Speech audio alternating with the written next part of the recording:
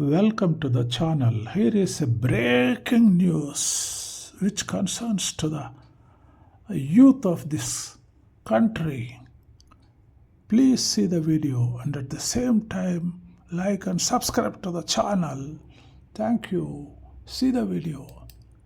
ஒட்டுமொத்த நீதித்துறையும் புரட்டி போடக்கூடிய அந்த சட்ட திருத்தம் என்ன, எதுக்காக பிஆர் கவாய் இந்த சட்ட திருத்தத்தை இந்த காலகட்டத்தில் கொண்டு வர்றார், இதை கண்டு ஏன் பிஜேபியும் ஆர்எஸ்எஸும் உயர் ஜாதியை சார்ந்த சில குழுக்களும் பயப்படுகிறார்கள்? வணக்கம், இது மெட்ராஸ் ரிவ்யூ. நான் உங்கள் சத்யராஜ். இந்தியாவினுடைய உச்சநீதிமன்றத்தின் தலைமை நீதிபதி பிஆர் கவாய் அவர்கள் பரபரப்பான ஒரு உத்தரவை கொடுத்திருக்கிறார். மிக முக்கியமான ஒரு இமெயில்.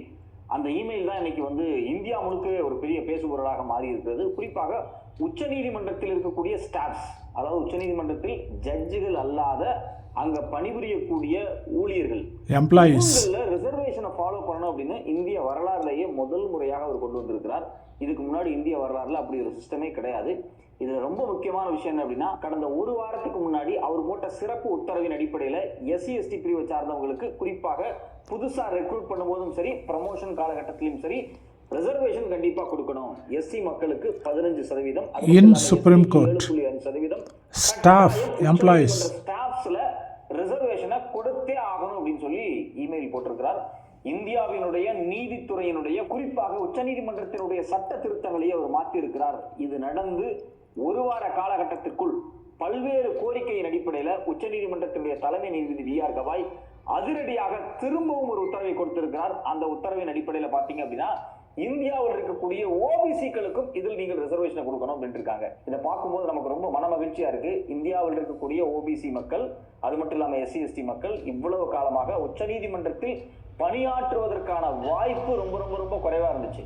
நீங்க உச்சநீதிமன்றத்தினுடைய மொத்த ஜட்ஜுகளை ஒரு பக்கம் எடுத்து பாத்தீங்க அப்படின்னா பெரும்பாலும் உயர் ஜாதி தான்.